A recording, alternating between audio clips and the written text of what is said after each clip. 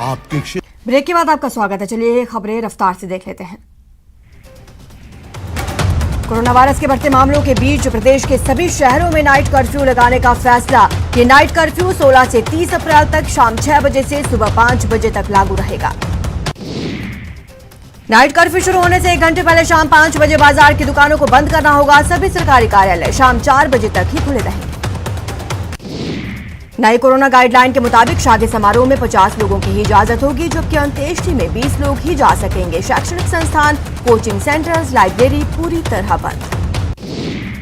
Corona को देखते हुए प्रदेश भर में पूजा अर्चना इबादत घर पर रहकर करने के आदेश जारी किए गए हैं। जिला कलेक्टर्स को इसका आदेश जारी हुआ है।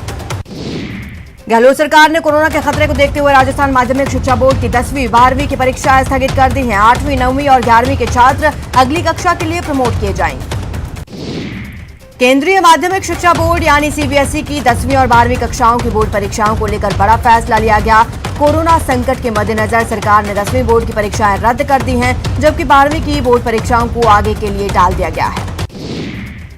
ये परीक्षाएं 4 मई से शुरू होने वाली थी। अगली बैठक 1 जून को होगी, जिसमें 12वीं परीक्षाओं को लेकर फैसला लिया जाएगा। परीक्षाओं से पहले 15 दिन का समय दिया जाएगा। पश्चिम बंगाल में चुनाव प्रचार के दौरान कोरोना गाइडलाइंस की अवहेलना और भारी संख्या में जुट रही भीड़ को देखते हुए चुनाव आयोग ने 16 अप्रैल को कोलकाता में सर्वदलीय बैठक बुलाई है। 24 घंटे में देश भर में कोरोना के 1,74,000 से ज्यादा नए केस सामने आए हैं। कोरोना ने 809 लोगों को अपना शिकार बना लिया।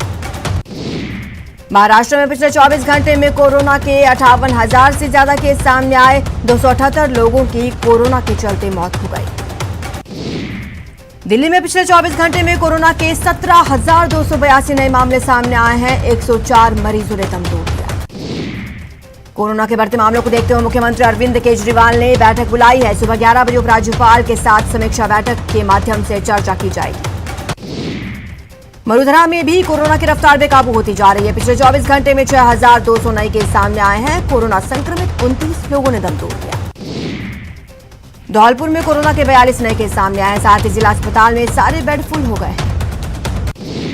अलवर में कोरोना के 279 नए केस सामने आए हैं, जिनमें अलवर शहर में ही 100 से ज्यादा केस हैं। करौली में कोरोना के 100 नए केस मिले हैं। जिले में पहली बार 100 से ज्यादा केस मिले। प्रदेश में पहली बार वैक्सीन गुम होने का मामला सामने आया है। राजधानी जयपुर के शास्त्री नगर स्थित कामटिया अस्पताल से वैक्सीन के 320 डोज गायब हो गए हैं। कोरोना के बढ़ते मामलों के बीच चित्तौड़गढ़ जिले के घोसुंडा गांव में 3 दिन का लॉकडाउन लगाया गया है। गांव में अब तक 66 पॉजिटिव केस मिले हैं। अजमेर के सहाड़ा विधानसभा क्षेत्र से भाजपा प्रत्याशी डॉक्टर रतनलाल जाट की कोरोना रिपोर्ट पॉजिटिव आई है। डॉक्टर जाट ने अपने संपर्क में आए सभी लोगों से कोरोना टेस्ट करवाने की अपील की है।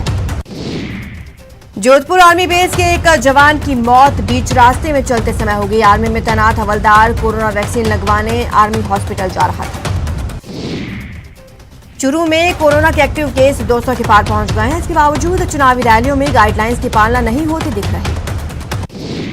महाकुंभ में कोरोना विस्फोट हुआ है। यहां तीसरे स्नान के दिन 525 नए केस सामने आए। पिछले 72 घंटे में हरिद्वार में 1,527 नए केस सामने आ चुके हैं। उत्तर प्रदेश के मुख्यमंत्री योगी आदित्यनाथ कोरोना पॉजिटिव पाए गए हैं। सीएम योगी ने खुद ट्वीट कर इस बात की जानकारी दी है। तो वहीं समाजवादी पार्टी के मुखिया और उत्तर प्रदेश के पूर्व मुख्यमंत्री अखिलेश यादव कोरोना संक्रमित हो गए हैं। उन्होंने खुद ट्वीट कर इस बात की जानकारी दी। कोरोना के गंभीर केसेस में इस्तेमाल होने वाले रेमडेसिविर इंजेक्शन की सरकार ने अधिकतम कीमत तय कर दी है। कंपनियों की सहमति से इसकी अधिकतम कीमत 3,500 रुपए तय की गई। देश में इस वक्त रेमडेसिविर के कुल 7 मैन्युफैक्चरर्स हैं। ये एक महीने में 28 लाख इंजेक्शन बना सकते हैं। 6 और कंपनियों को इसके उत्पादन की मंजूरी मिल गई है।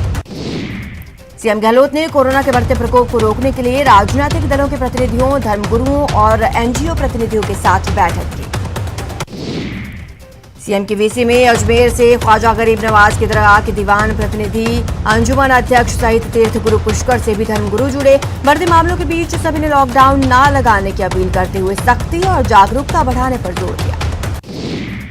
अंबेडकर जयंती के अवसर पर सीएम गहलोत ने सामाजिक प्रतिनिधियों के साथ चर्चा की, जिसमें बांसवाड़ा के भी कई प्रतिनिधि शामिल हुए। अंबेडकर जयंती के मौके पर सीएम गहलोत ने केंद्र सरकार पर जोरदार प्रहार किया। सीएम ने कहा, judiciary, election commission, CBI, ED जैसी संस्थाएं दबाव में काम कर रही हैं। ये लोगों को हिंदुत्व के नाम पर गुमराह कर रहे हैं। बीजेपी डेलीगेशन राजभवन पहुंचा और राज्यपाल कलराज मिश्र को ज्ञापन सौंपा। इस डेलीगेशन में बीजेपी प्रदेश अध्यक्ष सतीश पूनिया, राष्ट्रीय मंत्री अलका गुर्जर, अरुण चतुर्वेदी, प्रदेश मंत्री जितेंद्र गोठवाल शामिल थे। उत्तर प्रदेश में पंचायत चुनाव के पहले चरण के लिए आज वोट डाले जाएंगे। 18 जिलों में प्रधान पद के लिए 1,08,562 उम्मीदवार मैदान में हैं। वहीं 770 जिला पंचायत के लिए 11,749 उम्मीदवार ताल ठोक रहे हैं। राजस्थान में आज शाम उपचुनाव का शोर थम जाएगा। 17 अप्रैल को प्रदेश की 3 विधानसभा सीटों पर वोट डाले जाएंगे। अजमेर दौरे पर आए परिवहन मंत्री प्रताप सिंह खाचरियावास ने प्रदेश की 3 विधानसभा सीटों पर होने वाले उपचुनाव में जीत का दावा किया। खाचरियावास ने कहा, इन 3 सीटों की जनता बीजेपी को हराकर महंगाई, किसानों की समस्या और रोजगार के मुद्दे पर विफल केंद्र सरकार को कड़ा संदेश देगी। झूठ के दम पर चल रही बीजेपी का चेहरे सबके सामने आ जाएगी। सुजानगढ़ दौरे पर आए परिवहन मंत्री प्रताप सिंह खाचरियावास ने ग्रामीण क्षेत्रों में जनसंपर्क करते हुए प्रत्याशी मनोज मेघवाल के पक्ष में वोट मांगे। आरसी के अध्यक्ष वैभव गहलोत गंगापुर पहुंचे, जहां उन्होंने समाज के लोगों से मिलकर कांग्रेस प्रत्याशी गायत्री देवी त्रिवेदी के समर्थन की अपील की। राजसमंद विधानसभा उपचुनाव के प्रचार के लिए खेल मंत्री अशोक चांदना राजसमंद पहुंचे। यहां उन्होंने कांग्रेस प्रत्याशी तनसुख बोहरा के लिए जनसभा की। चांदना ने कहा, भगवान के नाम पर राजनीति कर वोटों की गणित बिठाकर उन्हें बेचने का काम बीजेपी कर रही है। चुरू के सुजानगढ़ दौरे पर आए अखिल भारतीय कांग्रेस कमेटी के सचिव संदीप चौधरी ने केंद्र की मोदी सरकार पर निशाना साधते हुए कहा, राफेल घोटाले के सबूत फ्रांस के अखबारों में छप चुके हैं। अब मोदी सरकार को चाहिए कि वो बिचौलिए का नाम पूरे देश को बताए। चूरू के सुजानगढ़ में हनुमान बेनीवाल ने बाबा साहेब अंबेडकर के जयंती पर श्रद्धासुमन अर्पित किए और कांग्रेस बीजेपी पर हमला बोलते हुए उपचुनाव में जीतने का दावा किया। राजस्थान हाईकोर्ट में आज से केवल वीसी के जरिए सभी मामलों की सुनवाई होगी। सुनवाई में सभी तरह के फ्रेश मैटर्स लिस्ट होंगे। उसमें किसी भी तरह की परमिशन की आवश्यकता नहीं होगी। दिल्ली में आग का तांडव देखने को मिला। यहां आईटीओ सेंट्रल रेवेन्यू बिल्डिंग की 4थी मंजिल पर आग लगने से हड़कंप मच गया। काफी मशक्कत के बाद आग पर काबू पाया गया। झालावाड़ के झालरापाटन में फल मंडी में अचानक फलों के गोदाम में भीषण आग लग गई, जिससे रखे फलों के दर्जनों खाली प्लास्टिक कैरेट जलकर राख हो गए। अलवर के कोतवाली क्षेत्र में ट्रांसफार्मर में आग लगने से हड़कंप मच गया। बिजली विभाग की टीम ने कड़ी मशक्कत कर आग पर काबू पाया। भरतपुर के कांधौली गांव में कार में दम घुटने से 3 मासूम बच्चियों की दर्दनाक मौत हो गई। तीनों बच्चियों ने खेल खेल में अपनी कार के शीशे और दरवाजे बंद कर लिए थे। मौत के बाद पूरे गांव में मातम। सीकर के दांतरू गांव में फूड पॉइजनिंग से 100 से ज्यादा लोगों की तबीयत बिगड़ गई है। गंभीर रूप से बीमार 8 लोगों को फतेहपुर सीएचसी रेफर कर दिया गया है।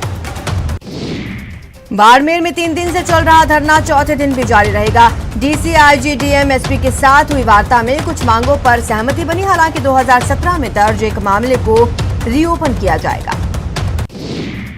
जयपुर में एक निर्माणाधीन एलिवेटेड पुलिया में क्रैक आ गया, जिसमें एक मजदूर घायल हो गया। मौके पर पहुंची ट्रैफिक पुलिस ने यातायात को डायवर्ट किया। बांसवाड़ा में अज्ञात वाहन ने बाइक को टक्कर मार दी। हादसे में 3 लोगों की मौत हो गई। अलवर के दिल्ली जयपुर हाईवे पर बस ने बाइक को टक्कर मार दी। इस हादसे में बाइक सवार 2 लोगों की मौत हो गई। तो वहीं पाली के रोहट में अनियंत्रित होकर ट्रैक्टर ट्रॉली पलट गए। हादसे में एक बच्ची की मौत हो गई, जबकि 25 लोग घायल हो गए। अलवर के बबोरा घाटी के पास एक अज्ञात वाहन ने बाइक को टक्कर मार दी। इस हादसे में बाइक सवार 3 लोग घायल हो गए। अलवर के भरोड़ में सड़क पार करते समय एक ट्रोले ने महिला को कुचल दिया। हादसे में महिला की मौके पर ही मौत हो गई। जयपुर में तेज आंधी से मानसरोवर इलाके में एक पेड़ गिर गया। इस दौरान 2 लोग घायल भी हो गए। करौली में वेशधारी साधु द्वारा एक दुकानदार को सम्मोहित कर बीमार करने का मामला सामने आया है। पुलिस ने साधु को गिरफ्तार कर लिया है। टोंक में अग्रवाल विश्राम गृह में मिले शव का खुलासा हो गया है। पुलिस ने मामले को सुसाइड बताया है। झुंझुनू के चिड़ावा में एक फौजी की पत्नी ने आत्महत्या कर ली। पुलिस ने लाश को राजकीय अस्पताल की मोर्चरी में रखवाया। तो वहीं कोटा में एक महिला ने पारिवारिक कलह के चलते फांसी लगाकर आत्महत्या कर ली। मोर्चरी में शव रखकर पुलिस जांच में जुट गई है। कोटा में बिना टिकट यात्रा करते पकड़ी गई नाबालिग लड़की ने कई चौंकाने वाले खुलासे किए। उसने बताया कि बाल विवाह के बाद ससुराल में उसके साथ पति, देवर और नंदोई ने दुष्कर्म की वारदात को अंजाम दिया। जोधपुर में लड़की से छेड़छाड़ करने मनचले को महंगा पड़ गया। उसकी खंबे से बांधकर जमकर पिटाई की गई। यह घटना बोरानाड़ा इलाके की है। सूचना पर पुलिस मौके पर पहुंची। चुरू के सीतसर गांव में विवाहिता की संदिग्ध मौत मामले में पुलिस ने आरोपी पति को गिरफ्तार किया, जहां पेशी के बाद कोर्ट ने उसे जेल भेज दिया। अजमेर में पुलिस ने अंतर्राज्यीय शातिर वाहन चोर गिरोह का पर्दाफाश किया। पुलिस ने गिरोह के मास्टरमाइंड समेत 2 चोरों को कार के साथ गिरफ्तार किया। जोधपुर पुलिस ने अस्पताल में 200 मरीजों की मौत को लेकर फेसबुक पोस्ट पर कार्रवाई की और अफवाह फैलाने वाले आरोपियों को गिरफ्तार किया। अलवर पुलिस ने कार में सवार लोगों पर हमला मामले में कार्रवाई की। 4 आरोपियों को गिरफ्तार किया गया। बाकी फरार अपराधियों की तलाश जारी।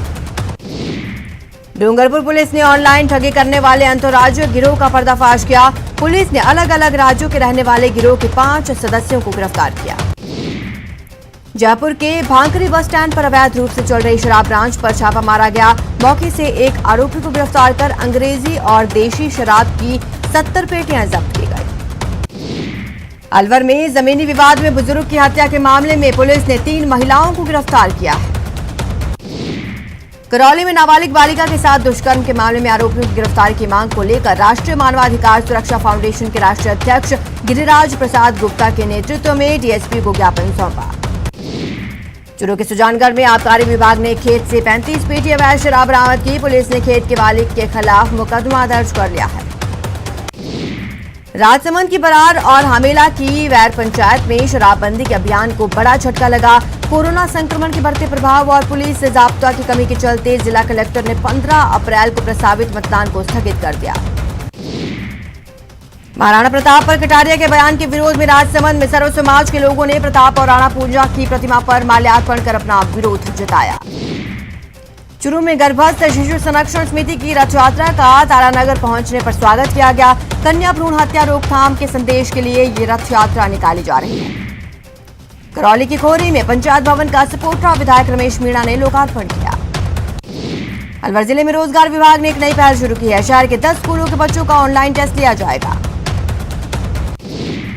राजसमंद में स्वतंत्रता सेनानी लीलाधर गुर्जर का निधन हो गया।